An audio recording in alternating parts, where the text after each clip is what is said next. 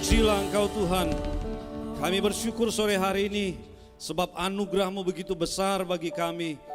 Kami dapat datang kepada Tuhan pada sore hari ini bukan karena kuat dan gagah kami, tapi oleh karena anugerah yang Tuhan berikan kepada kami.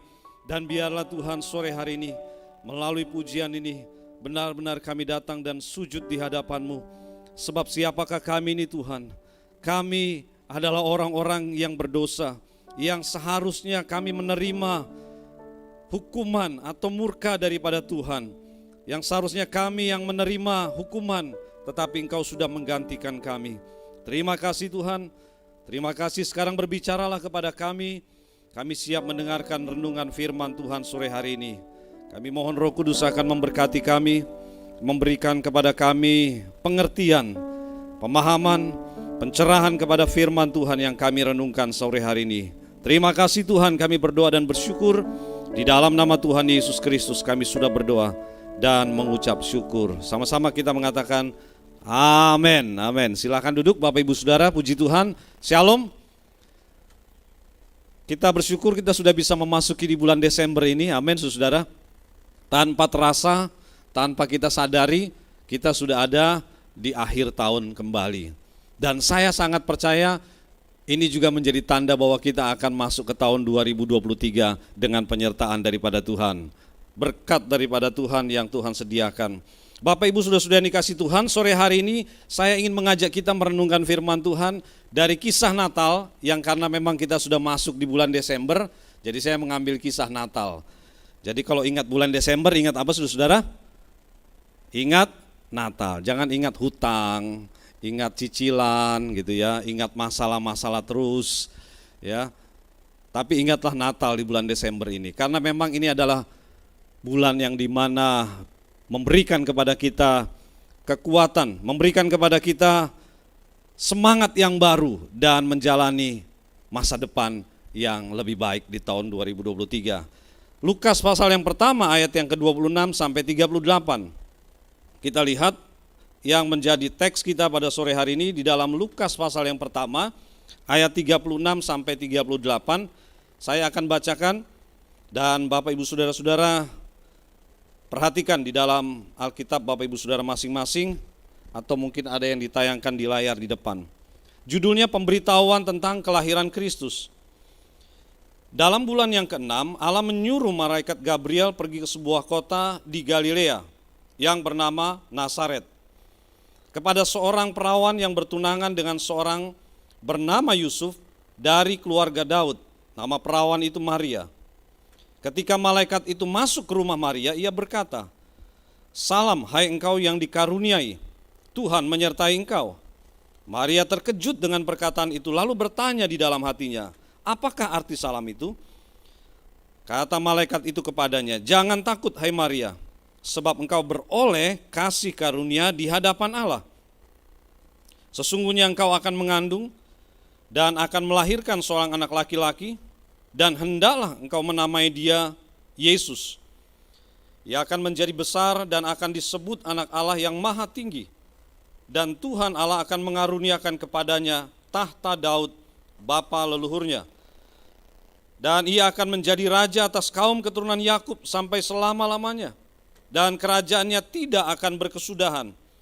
Kata Maria kepada malaikat itu, "Bagaimana hal itu mungkin terjadi karena aku belum bersuami?" Jawab malaikat itu kepadanya, "Roh Kudus akan turun ke atasmu dan kuasa Allah yang maha tinggi akan menaungi engkau. Sebab itu anak yang akan kau lahirkan itu akan disebut Kudus, anak Allah. Dan sesungguhnya Elisabet sanakmu itu pun sedang mengandung seorang anak laki-laki pada hari tuanya. Dan inilah bulan yang ke-6 bagi dia yang disebut mandul itu. Sebab bagi Allah tidak ada yang mustahil." Kata Maria, "Sesungguhnya aku ini adalah hamba Tuhan, jadilah padaku menurut perkataanmu itu." Lalu malaikat itu meninggalkan dia. Bapak Ibu saudara-saudara yang dikasihi oleh Tuhan, tema atau judul firman Tuhan saya beri, kasih karunia Tuhan.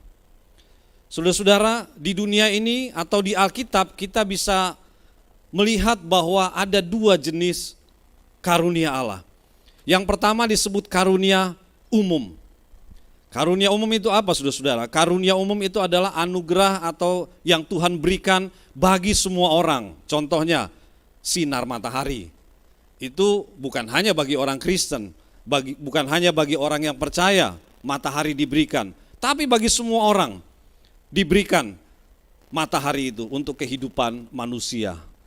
Turunnya hujan juga diberikan Tuhan bukan hanya untuk orang Kristen, saudara, tetapi diberikan untuk semua orang yang juga tidak percaya kepada Kristus. Bahkan ada yang jahat, yang menentang, yang menolak Kristus, mereka juga menerima anugerah atau karunia umum itu, saudara-saudara. Jadi itu yang disebut dengan karunia umum. Kalau setiap orang yang bekerja dapat upah, ya bisa kita katakan karunia umum, saudara. Karena orang yang bekerja pasti akan dapat upah. Tetapi kita melihat ternyata di dalam Alkitab ada juga yang disebut dengan karunia khusus. Apa itu karunia khusus? Adalah karunia yang memang diberikan kepada orang-orang tertentu. Yang Tuhan berikan tidak kepada semua orang, tetapi kepada orang-orang tertentu. Contohnya apa, saudara? Maria ini.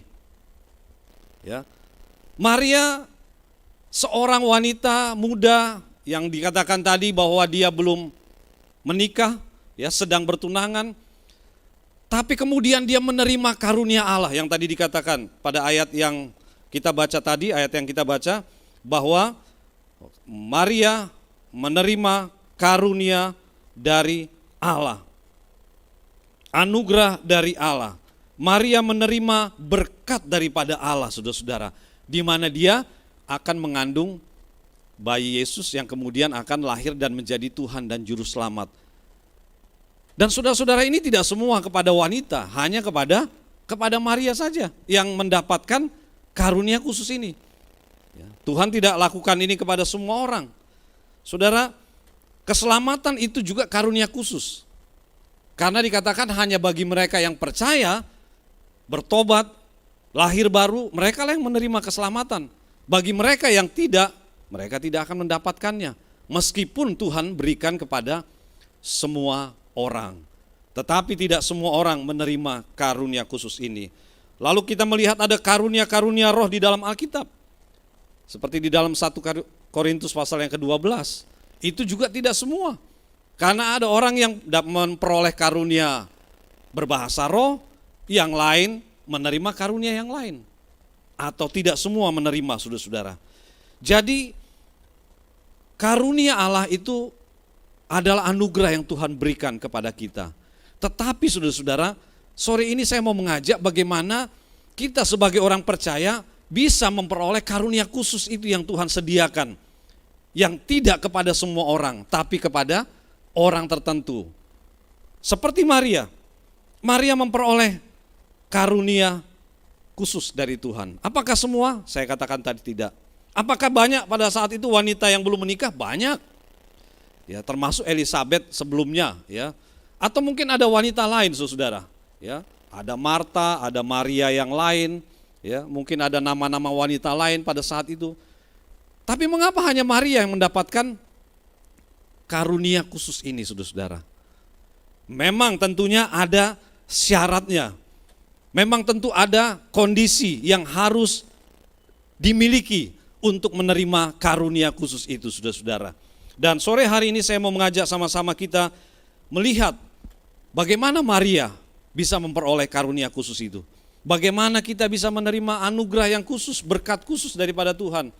Saudara-saudara, saya sangat percaya bahwa Tuhan itu menyediakan berkat memang bagi semua orang. Tapi ada berkat-berkat khusus yang Tuhan berikan kepada kita. Yang tidak sama dan tidak diberikan kepada semua orang. Sama seperti Tuhan memberikan berkat khusus kepada Abraham. Kenapa Abraham yang dipanggil? Pada waktu itu apakah tidak ada orang yang lain? Tidak ada orang yang lebih hebat dari Abraham? Tidak ada orang yang lebih pintar dari Abraham? Tentu ada. Dan sama dengan Maria. Apakah tidak ada wanita yang saleh lain seperti selain Maria? Pasti ada. Apakah tidak ada wanita yang lebih mungkin lebih baik, saudara-saudara, dari Maria? Tentu ada. Tapi sekali lagi, mengapa hanya atau Maria yang dipilih oleh Allah untuk mengandung dari Roh Kudus, yang mengandung bayi Yesus yang kemudian akan melahirkan Yesus dan menjadi Tuhan dan Juru Selamat, yang kita peringati setiap tahun di bulan Desember. Nah, bagaimana saudara-saudara kita mendapatkan karunia khusus ini? Jawabannya kalau kita melihat, maka ada di ayat 38, saudara. Maria menerima karunia khusus ini karena pertama, Maria seorang yang rendah hati.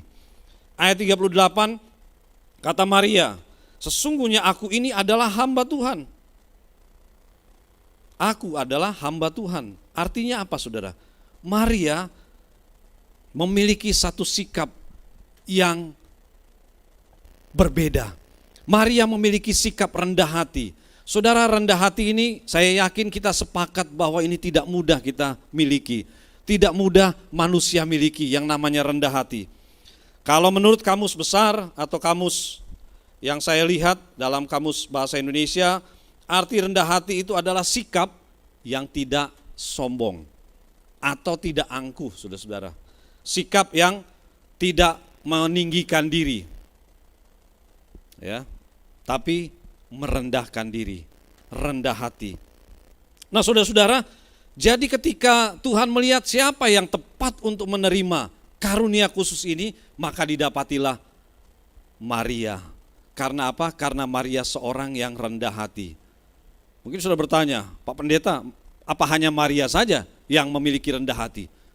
Tentu mungkin ada wanita yang lain, tapi nanti ada kondisi yang lain yang mungkin juga tentunya tidak dimiliki oleh wanita yang lain. Saudara, bicara rendah hati, saya mau mengajak kita melihat kepada satu arti atau nuansa lain daripada rendah hati, selain daripada arti yang tadi, sombong, angkuh, ya. Yaitu adalah dia seorang atau artinya mau menerima masukan. Rendah hati artinya mau menerima saran atau kritik.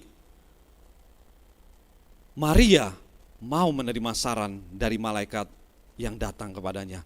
Maria rendah hati ditunjukkan dia mau menerima pesan malaikat itu, saudara-saudara. Meskipun kita membaca ada sedikit pertanyaan dari Maria, hal yang wajar. Tetapi bukankah tidak sedikit ada orang-orang yang susah menerima saran, sulit menerima nasihat. Apalagi kalau yang memberi nasihat lebih muda dari kita. Tapi saudara-saudara, memang ini menjadi persoalan kita yang mungkin bisa jadi akhirnya kita susah atau tidak menerima karunia daripada Tuhan, anugerah Tuhan atau berkat Tuhan, karena kita menjadi orang percaya yang susah mendapat atau susah menerima saran, menerima masukan atau nasihat. Kadang-kadang kita, orang yang memberi nasihat itu baru satu kata, kita sudah 10 kata keluar dari mulut kita. Yang memberi nasihat itu baru mau berkata, tapi kita sudah lebih dahulu berbicara kepada orang itu. Nah, saudara-saudara, Maria, dia menerima perkataan malaikat itu tadi. Meskipun tadi saya katakan Maria bertanya, tapi kemudian Maria menerima. Jadilah seperti yang engkau katakan itu. Inilah yang menjadi syarat bagaimana Maria menerima karunia khusus ini, saudara-saudara. Dia dipakai oleh Tuhan, dia ditetapkan oleh Tuhan untuk menerima karunia khusus. Dimanapun Yesus disebut, Maria pasti disebut. Dimanapun Natal diberitakan atau diadakan, pasti Maria disebutkan. Dan bukan hanya Natal, saudara-saudara. Kalau bagi saudara kita orang Katolik, itu setiap minggu, setiap hari Maria diingat dalam doa-doa mereka. Bahkan di gereja ada patung Maria yang besar. Saudara, memang orang Katolik, saudara kita, mereka tidak menyembah patung. Mereka tidak menyembah Maria. Tapi mereka menganggap Maria adalah sebuah sosok yang perlu diperhatikan, yang tetap perlu diingat dalam kehidupan mereka. Makanya mereka selalu melihat patung Maria itu. Walaupun mereka tidak menyembah atau mereka tidak menyembah patung Maria. Tapi karena mereka melihat adanya satu nilai yang besar di dalam diri Maria, yaitu punya sikap kerendahan hati. Maria seorang yang dia tidak menyombongkan diri. Mudah saja bagi Maria, saudara, menyombongkan diri kan. Siapa saya? Saya ibunya Yesus. Ya, saya yang melahirkan Yesus yang menjadi Tuhan dan Juru Selamat. Bisa Maria menyombongkan diri, bisa Maria angkuh.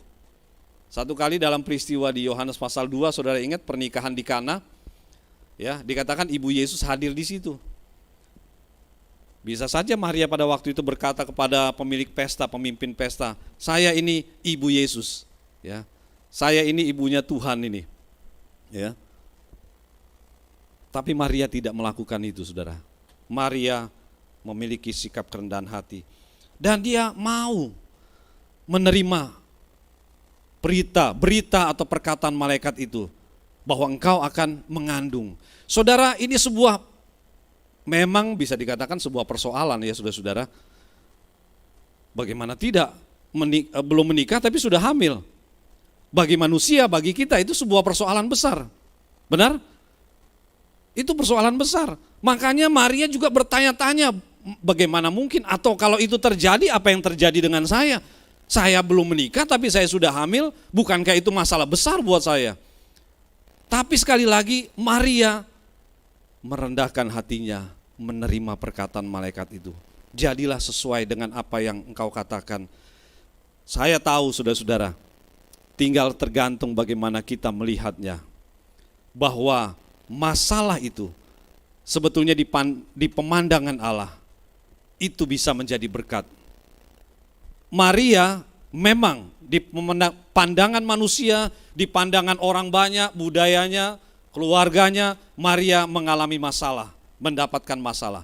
Tapi di pandangan Tuhan Maria mendapat karunia atau berkat. Amin saudara. Jadi bagaimana kita melihat? Nah, saya tadi malam bicara kepada kaum muda. Saya bilang kalau kalian cari pacar, jangan pakai mata jasmani.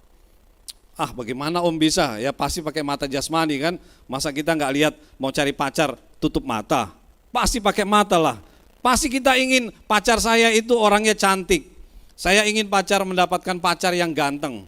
Saya ingin mendapatkan pacar yang pokoknya sesuai lah dengan keinginan saya.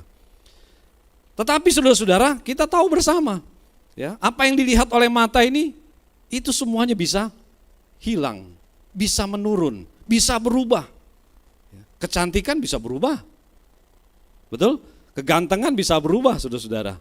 Kekayaan yang dia miliki, cari pacar maunya yang punya mobil, cari pacar mau yang punya rumah, kalau bisa udah punya semuanya lah ya saudara-saudara.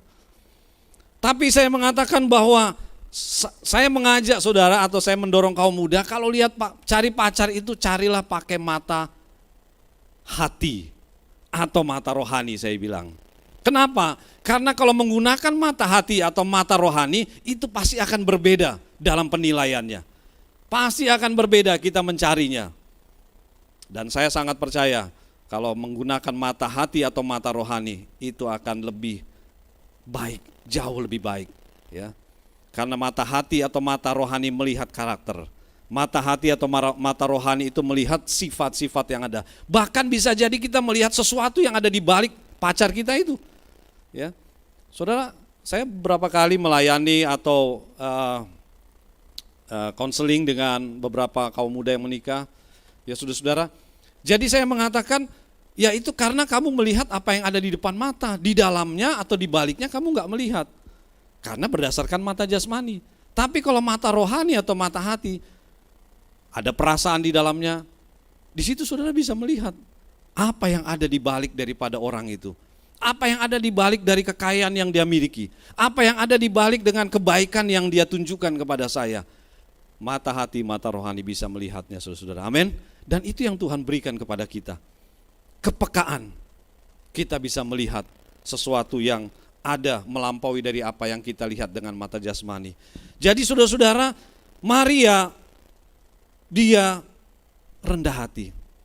Sehingga dia menerima anugerah Tuhan. Karunia Tuhan yang besar ini. Maria menerima berkat, meskipun orang lain melihat mungkin itu masalah, musibah dan sebagainya. Tapi Maria di mata Tuhan menerima berkat yang luar biasa. Ada contoh di Alkitab lain yang saya mau ajak kita lihat. Abraham, saudara-saudara. Abraham dalam kisah Kejadian pasal 13, ya, 1-26, nanti saudara baca di rumah. Apa yang terjadi Abraham dengan Lot? Ketika Tuhan sudah memberkati Abraham, Tuhan juga memberkati Lot keponakannya, bertambah-tambah banyak ternaknya, bertambah banyak budak-budaknya, bertambah banyak pengawas-pengawas pekerja-pekerjanya. Akhirnya daerah itu tidak cukup lagi buat mereka. Dan di situ dikatakan terjadi perkelahian antara pekerja-pekerja Lot dan pekerja Abraham. Dan saudara yang dikasih dalam Tuhan, lalu apa yang terjadi? Kita melihat Abraham memiliki kerendahan hati. Dari mana kita melihat? Karena Abraham mengatakan apa, saudara-saudara? Lot, kalau engkau pergi ke kanan, aku pergi ke kiri. Memisahkan diri. Kalau engkau ke kiri, aku akan ke kanan, memisahkan diri. Kita berpisah. Berpisah bukan untuk saudara-saudara, ya, bukan karena dasar yang tidak baik, tapi karena memang sudah tidak muat lagi tempatnya. Dan kita baca di situ, saudara-saudara, kemudian berpisah mereka. Lalu saya merenungkan, kenapa kok Abraham tidak memilih lebih dahulu? Kan seharusnya dia bisa memilih lebih dahulu, karena dia yang lebih tua pamannya. Ya, budaya manapun kalau lebih tua ya dihormati, lebih dahulu memilih. Tapi di sini kita melihat bagaimana Abraham seorang yang rendah hati. Dan kerendahan hati Abraham itu berkait dengan apa yang dilakukan oleh Maria, yaitu di mana dia percaya kepada perkataan-perkataan Allah. Dia menerima masukan-masukan dari Tuhan, bahwa Tuhan pasti akan menyertai, Tuhan akan memberkati Abraham kemanapun kau pergi dan seterusnya. Jadi bagi Abraham, dia mau dapat yang di kiri atau yang kanan gak jadi masalah. Dan kebetulan memang Abraham dapat yang tidak baik daerahnya. Kalau saudara baca, Abraham dapat daerah yang gersang, yang kering, tidak ada sungai seperti yang diambil oleh Lot atau dipilih oleh Lot. Lot melihat lembah Yordan, ya kan, subur, ada sungainya. Lot melihat dengan mata jasmani tadi. Tapi Abraham melihat dengan mata hati atau mata rohani, saudara. Dan kita tahu akhirnya apa yang dipilih oleh Lot itu justru menghancurkan hidupnya. Apa yang dipilih oleh Lot justru akan menghancurkan keluarganya, ya, membuat masalah besar di dalam diri Lot. Sementara Abraham kita melihat diberkati oleh Tuhan, meskipun ada di daerah gersang, meskipun nampaknya tidak ada pengharapan, tidak ada kehidupan. Tapi karena di situ ada Tuhan, saya percaya Tuhan bisa memberi kehidupan kepada Abraham. Amin, saudara. Kita pun juga sama, dimanapun kita berada. Kalau ada Tuhan di situ, saya percaya Tuhan pasti akan memberkati kita. Amin. Tuhan pasti akan memberkati kita. Jadi saudara-saudara, mari bagaimana kita menjadi orang percaya, menjadi jemaat di CWS Gedung Kenanga di 3:30 ini, kita menjadi jemaat yang menerima karunia khusus daripada Tuhan. Kita nggak tahu karunia khusus apa yang Tuhan akan berikan kepada kita, tapi yang jelas Tuhan punya karunia-karunia khusus yang diberikan kepada kita. Berkat-berkat khusus yang Tuhan akan sediakan bagi kita. Dan kita harus memiliki kerendahan hati kalau mau menerima berkat Tuhan itu. Saudara dikasih dalam Tuhan, kita tahu bersama bagaimana air itu mengalir ke tempat yang rendah. Filosofi ini, filosofi yang sesuai dengan firman Tuhan. Filosofi yang benar, yang seperti dialami oleh Maria. Jadi saudara-saudara, mari sama-sama kita memiliki kerendahan hati.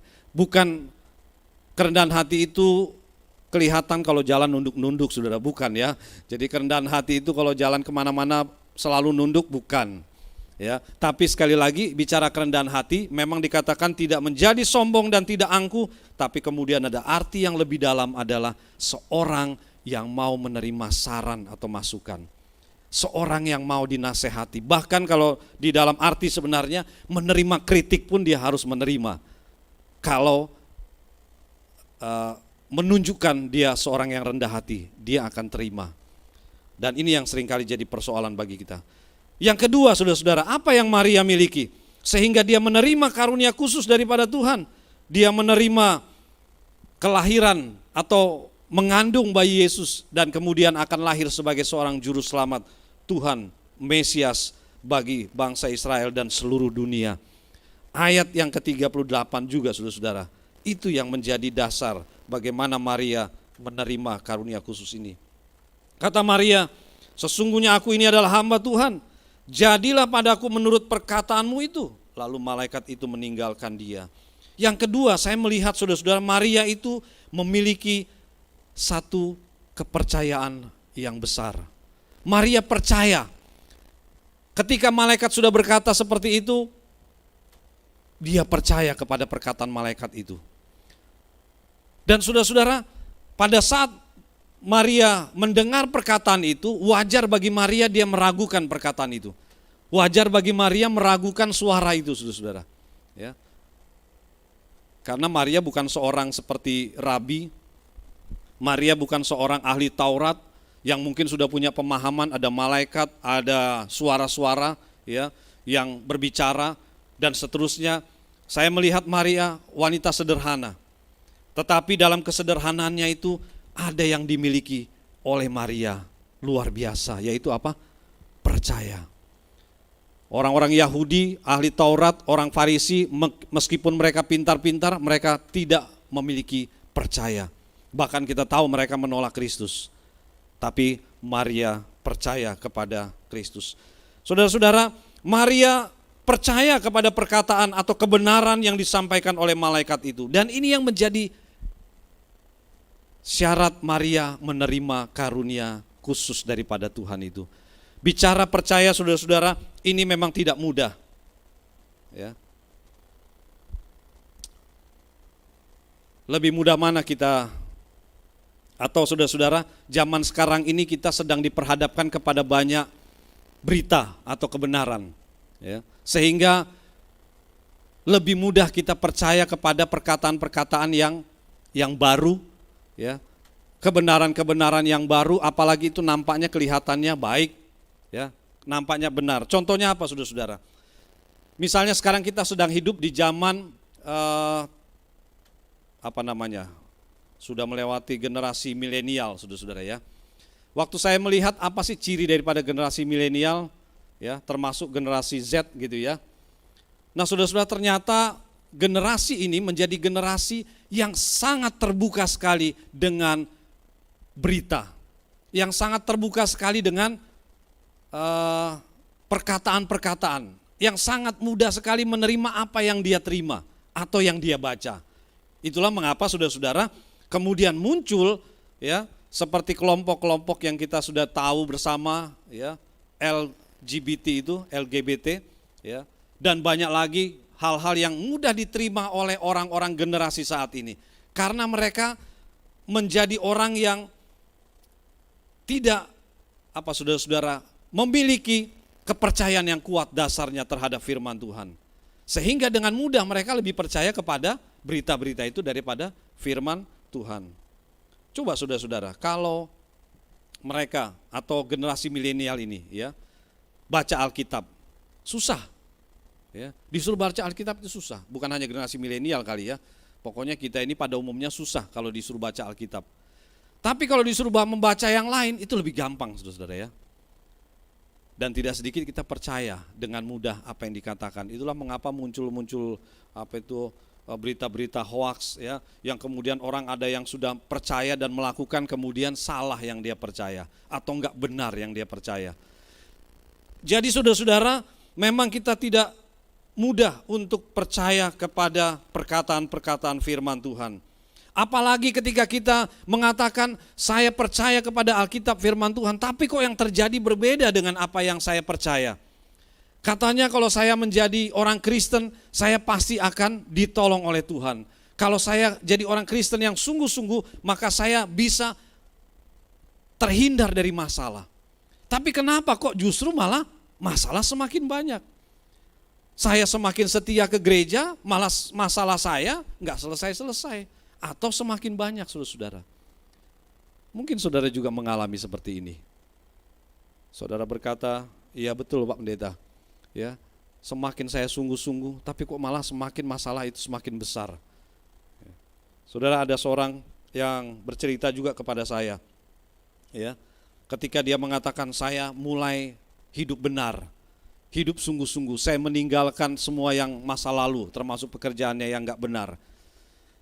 Tapi kok Pak Pendeta, waktu saya menjalani hidup itu saya susah. Apa yang saya doakan belum terjawab. Itu sudah berbulan-bulan. Tapi saya enggak mendapatkan apa yang saya doakan. Katanya kita berdoa pasti Tuhan akan menjawab. Kalau kita berdoa pasti Tuhan mendengar dan Tuhan menjawab. Tapi ini tidak terjadi dalam hidup saya.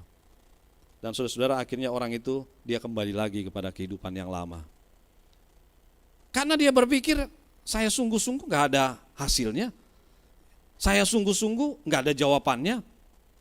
Nah saudara-saudara, ini yang memang tidak mudah bagi kita. Dan ini juga termasuk dialami oleh Maria. Maria mengalami masa yang saya katakan tadi masalah, dia mengandung. Ya saudara-saudara. Yang tadi saya katakan seharusnya ini anugerah berkat yang mendatangkan sukacita, damai sejahtera. Tapi kemudian Maria justru mengalami masalah. Dia harus keluar dari kampung halamannya. Dia harus menyingkir ke Mesir. Dia harus mengadakan perjalanan yang jauh, yang tidak mudah. Maria dan Yusuf, kita tahu sama-sama mereka justru mengalami penderitaan atau persoalan. Namun saudara-saudara, sekali lagi saya mengajak, kalau kita melihat dengan kacamata atau mata jasmani ini, memang kita bisa berkata seperti itu. Seperti orang yang tadi saya katakan, dia karena melihat dengan mata jasmaninya, apa yang terjadi dengan hidupnya, apa yang dia lihat, dia alami. Tapi dia tidak melihat dengan mata rohaninya atau mata hatinya. Sehingga dia kembali lagi kepada hidupnya yang lama. Dia tidak mempercayai kebenaran firman Tuhan. Saudara-saudara, bukan hanya orang jemaat biasa, pendeta pun juga bisa mengalami hal ini, saudara-saudara. Bukankah tidak sedikit ada hamba-hamba Tuhan, pendeta yang akhirnya meninggalkan imannya, yang akhirnya meninggalkan pelayanannya.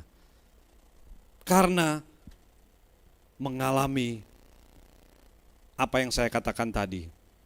Tadinya dia percaya, tapi kemudian dia melihat apa yang dia percaya tidak seperti yang dia harapkan. Dia tidak percaya kepada apa yang dia percaya, kemudian dia meninggalkan. Saudara-saudara, percaya. Maria percaya kepada perkataan malaikat itu. Dan itulah yang menjadi Maria menerima karunia khusus daripada Tuhan. Dan saudara-saudara, saya ingin mengajak kita melihat satu kebenaran dari kata percaya ini. Yaitu bahwa Maria ketika dia percaya kepada Kristus, percaya kepada perkataan malaikat itu, ada satu kebenaran yang saya mau bagikan kepada kita sore hari ini. Bagaimana kita bisa akhirnya percaya dan kemudian menerima karunia itu. Saudara-saudara, dalam Kejadian pasal yang ke-12, kita tahu bersama kisah mengenai Abraham.